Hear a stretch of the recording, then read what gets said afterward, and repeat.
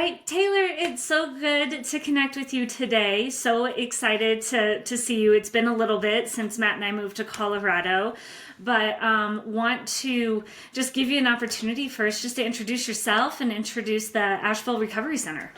So my name is Taylor Rummelt. At the time when we first met, I was the executive director here, and I have recently moved into digital marketing, SEO, kind of behind the scenes stuff. Asheville Recovery Center is a alcohol and drug treatment center located obviously in Asheville, thus the name.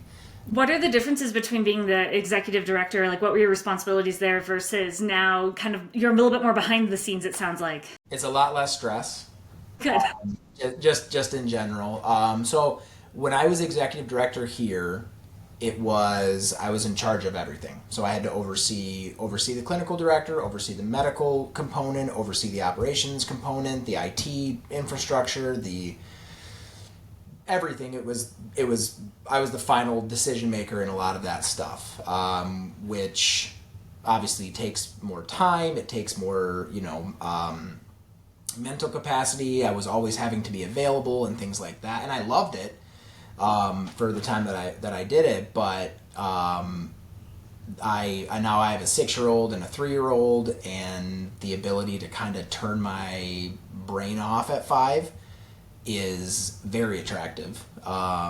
So now I'm on the way back side. I have almost no client interaction unless I do an interview or a Q&A or something like that with a client. So I'm just in the back writing blogs, trying to get our social presence more visible, trying to get our website obviously to be more visible and let people know that we're here and how to find us and what makes us different than other places and things like that. Absolutely. How long has ARC been in Asheville? So they opened in 2017. In Okay. May, I believe, of 2017. I came over here in October of 2017. So pretty close. But I came over doing utilization review. So I was in charge at the time of basically arguing with insurance companies as to why people need treatment. Because a lot of times insurance companies, I I'm sure this understand won't that come as a world. shock, but don't always want to cover Yeah. treatment in general. Right. So my job was to literally get really red ears and argue with people on a daily basis about why this person desperately needed the services that we had to offer. And then sometimes you win, sometimes you lose. And then eventually I moved into the executive director role. Okay. So Yeah, we definitely in crime and trauma scene cleaning, especially with some of the more bloodborne pathogens and suicide unattended death cleanups that we do, we are working constantly with insurance trying to justify, hey man, you got to cover this. This is something that's happened to them. right. And I feel like insurance, I don't know if you've seen this, but I feel like insurance is getting a little tighter and tighter too, unfortunately. Yeah, I would say so.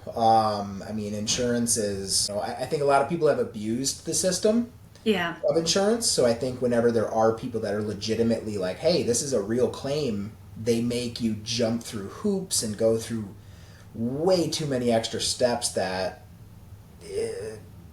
to get something covered or paid for. That's like, yeah, like listen, this should be included with what the customer is paying you to insure. But yeah, we've definitely seen it.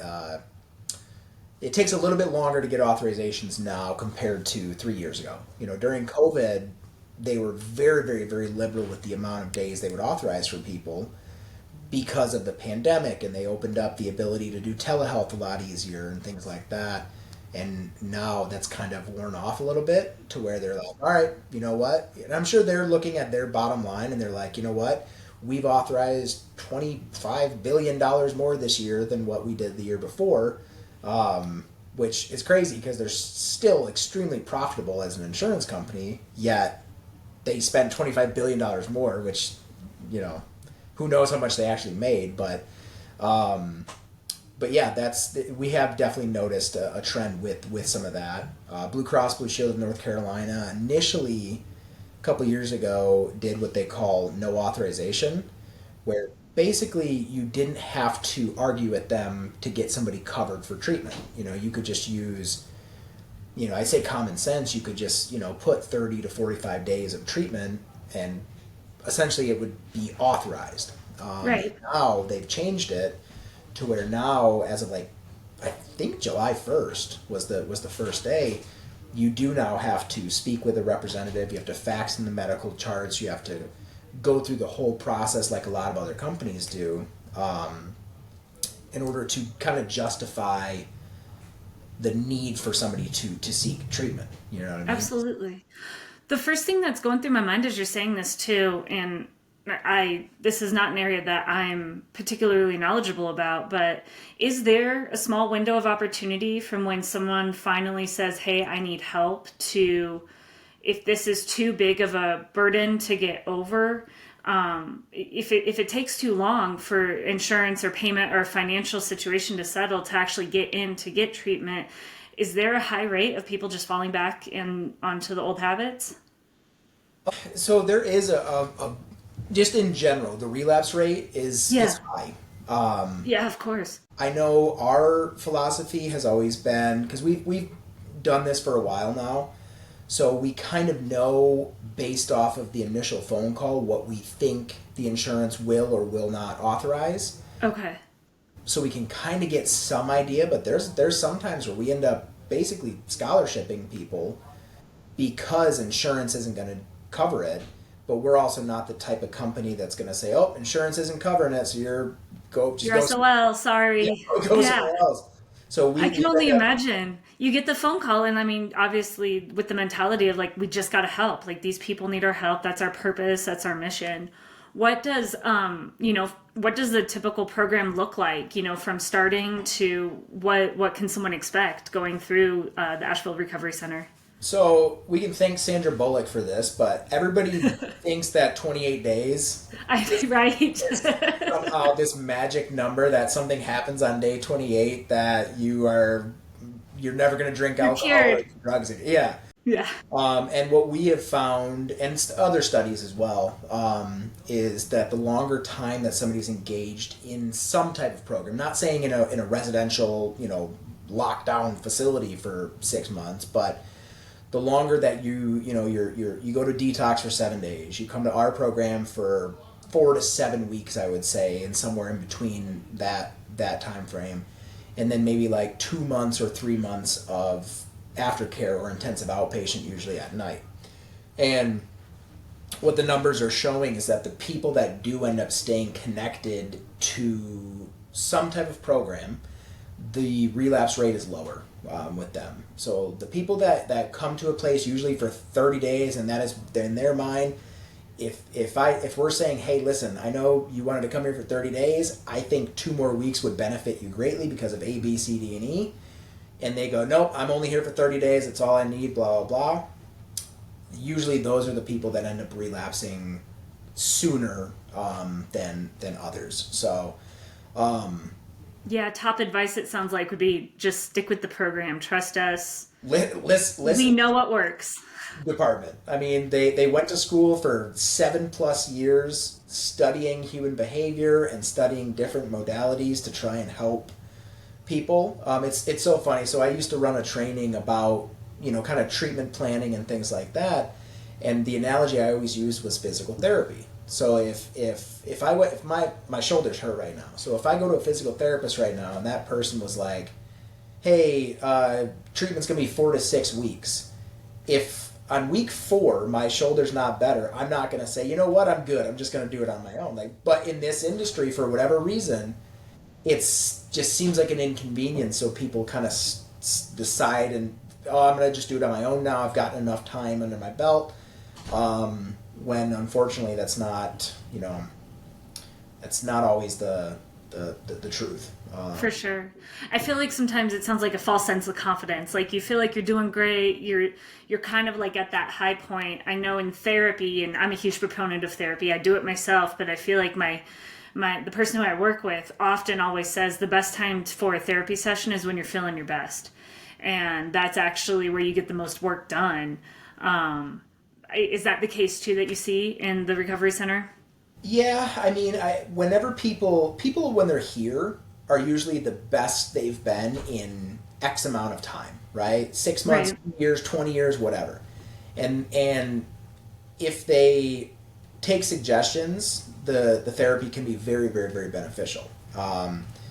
Unfortunately, unlike physical therapy, addiction is kind of it's a disease of the mind. So the disease will trick people into thinking that they've gotten enough. I've learned enough. I don't need this. Oh, I like this piece of information. I'm not going to take this, and it makes it challenging sometimes to treat people when they're just resistant. Now, our therapists are very, very good, master's level clinicians, licensed clinicians, and a lot of times they can kind of break through that barrier of just let us treat you. You know what I mean? Like, you would never go to a hospital if you got a gunshot and tell the doctor, no, you know what, just leave it in. Like, you just wouldn't do that.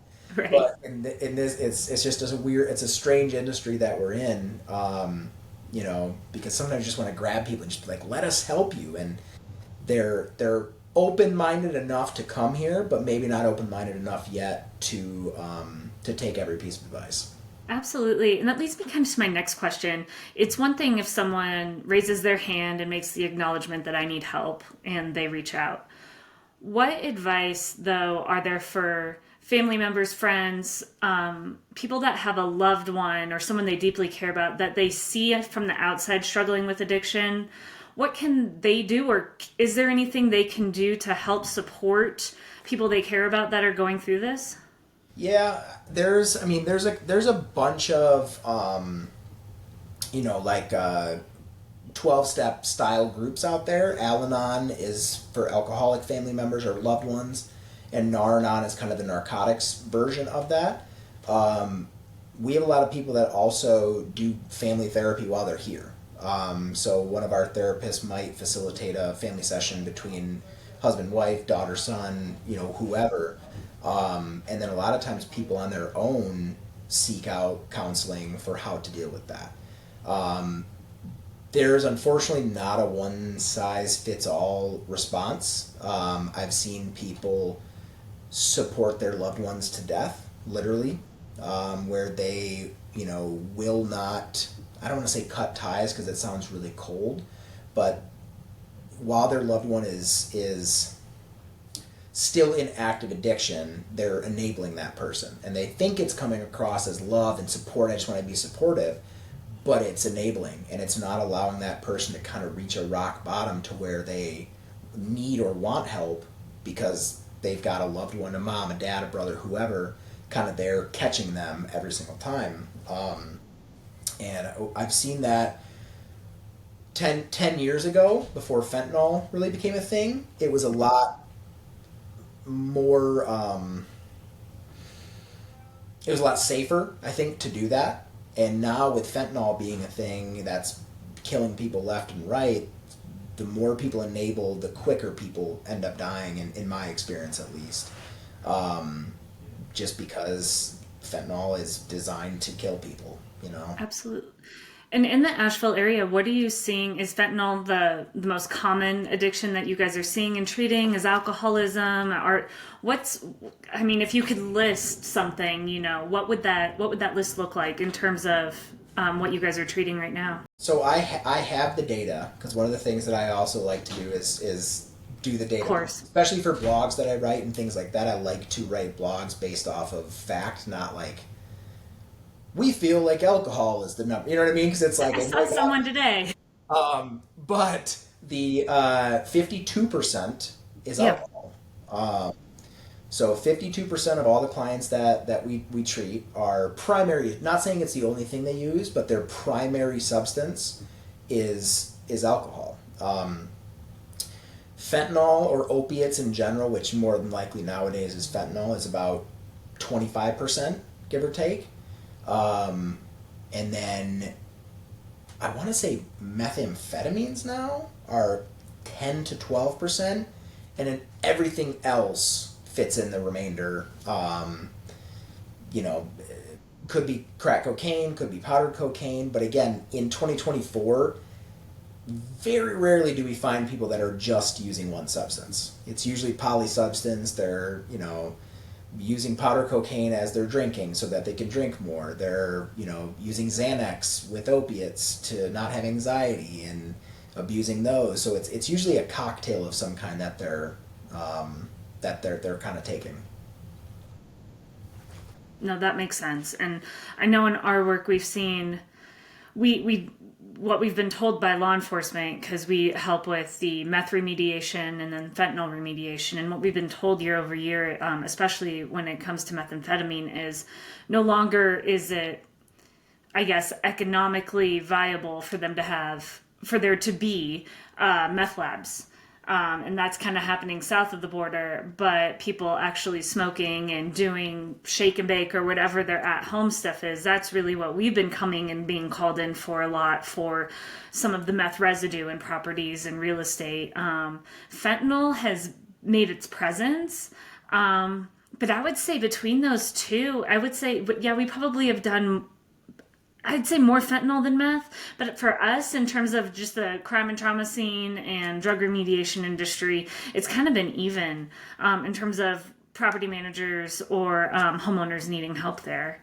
Yeah. But what I'm curious what you think now with what is it, Gen Z coming up and having more of a non-alcoholic stance and like NA beer and NA drinks. And are you anticipating, or have you started seeing some of those effects crop up? So I just wrote an article the other day about the kind of the trend of people not drinking and taking, dry January and sober Saturdays or whatever, whatever Right. trendy, term they're coming up with now. And there's a alcohol free bar in Hendersonville now that it basically specializes in mocktails, and I think it's a good alternative, for that, especially some of the mocktails because they can taste good. I've been sober for going on 13 years this year, and me personally, I'm not a fan of fake beer. I never drank beer because of the taste. I drank beer because it got me drunk. So I don't think I personally would ever have like an NA beer or a 000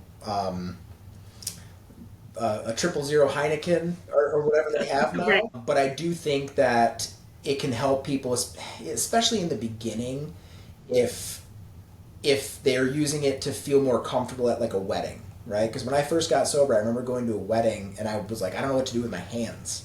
So I always felt like I needed to have a beer or something in my hand, because I really thought people cared that I wasn't drinking, and really they probably had no idea.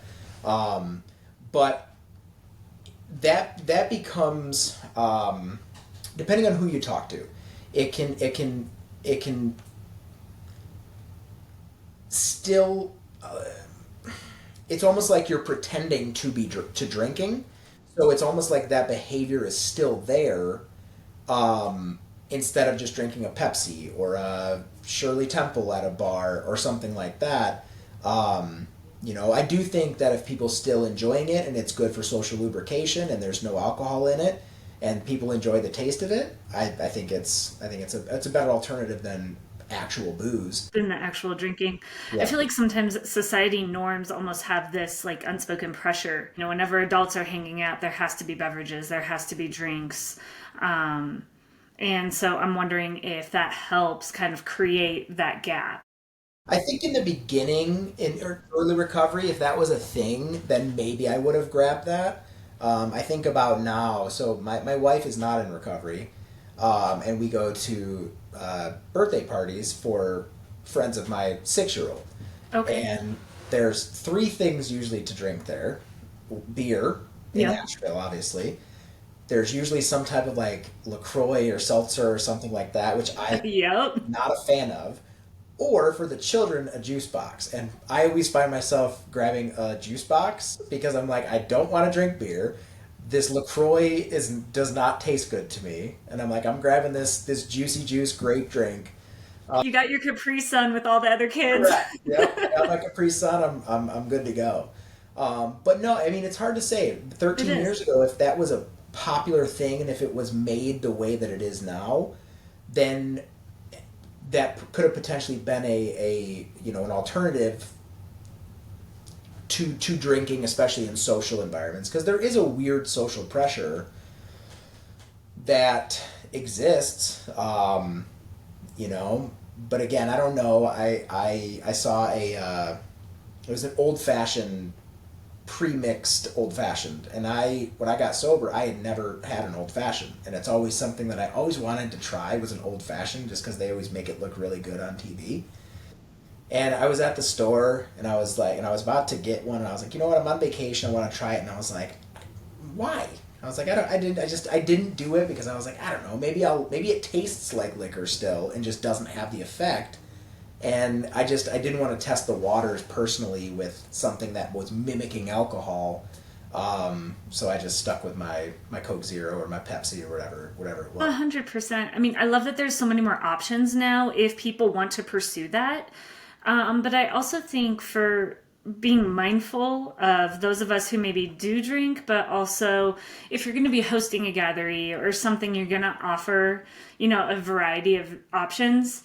Give more options, get a little bit creative, have some sodas or have something else, not just like, okay, here's the adult beverages and then here's kids. I wonder if that would be helpful to also be more inclusive.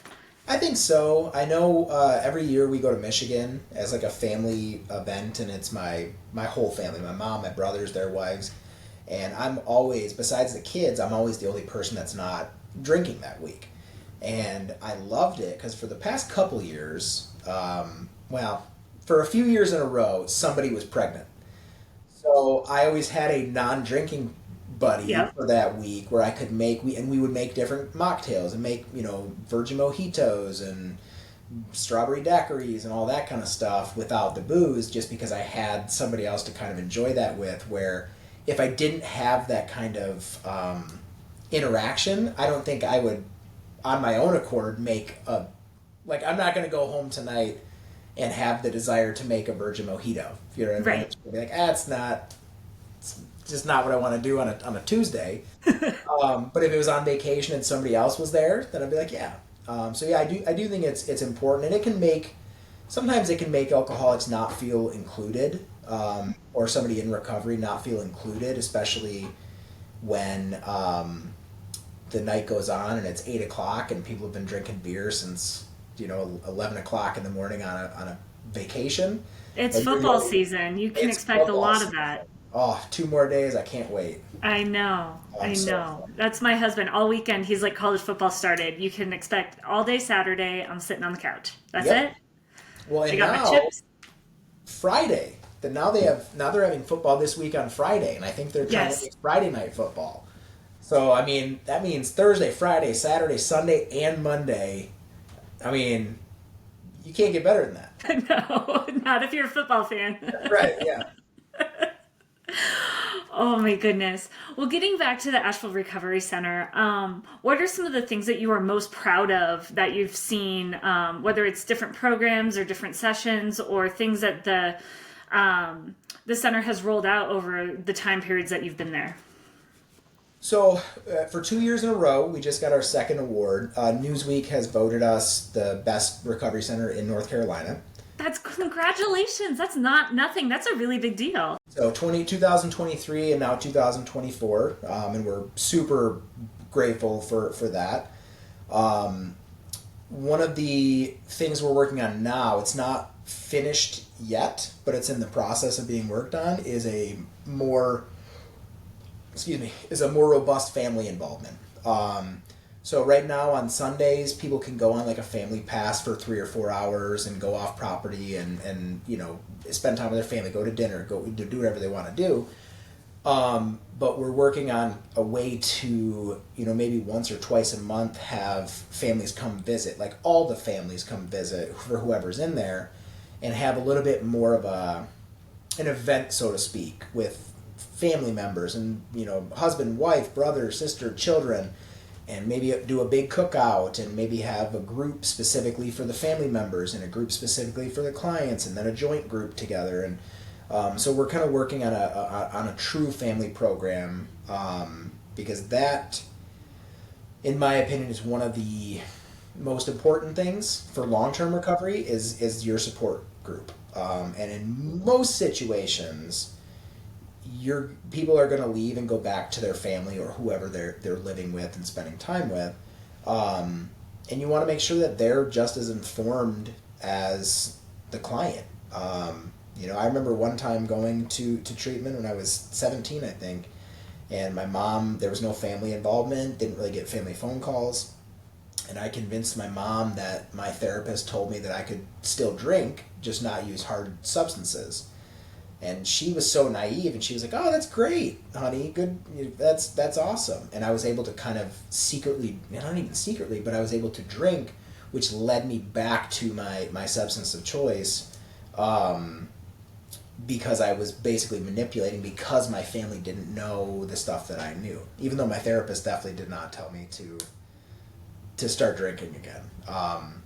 So that's one of the things that I'm most excited for. I'm hoping by the end of this month we're gonna have our first event, type of thing. But yeah, those are the two things that I would say we're probably the most proud of, especially the Newsweek thing. When we found that out last year, we were shocked. We usually don't pay too much attention to news and rankings and things like that. We're just a firm believer that if you give good treatment and if you treat people like people, that good things happen.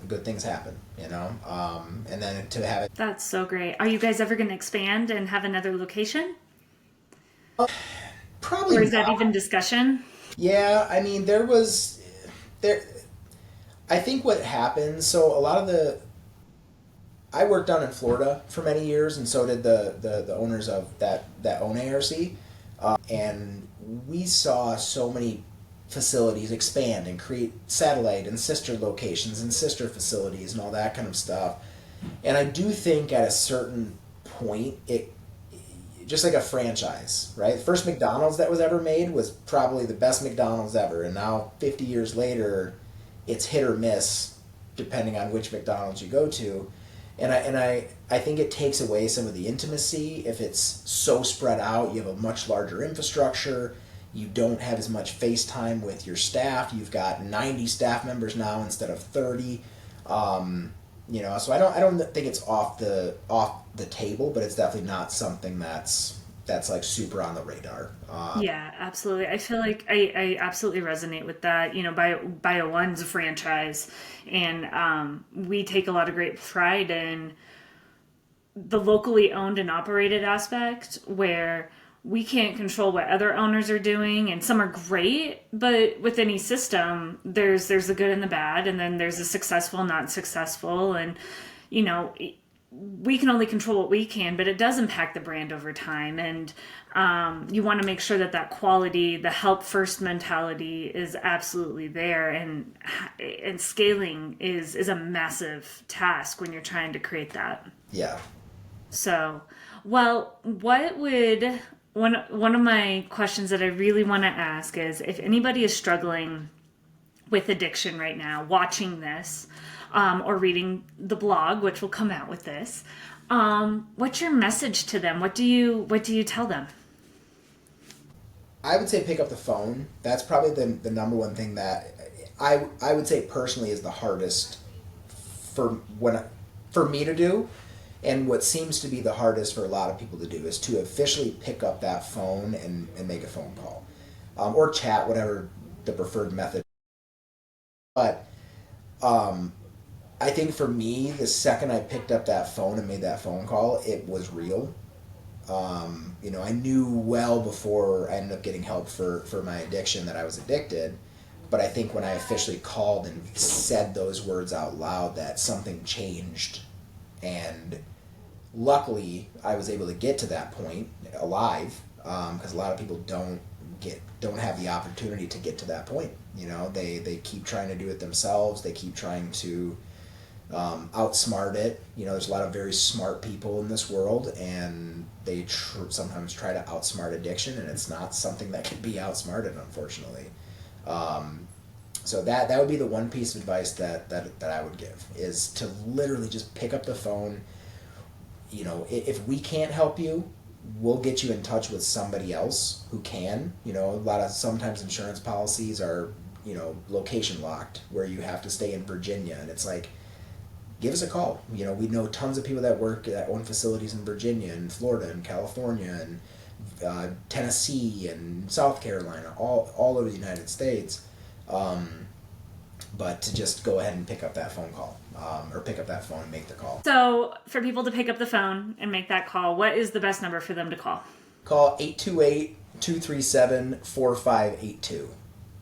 And then anybody in our admissions team can help them, do a pre-screen assessment and figure out, what level of care is more appropriate. Do you need detox? Do you need intensive outpatient a couple hours a night? Do you need a 18-month long program somewhere? Whatever it is, they can kind of work with you and figure out what it is that is going to benefit you.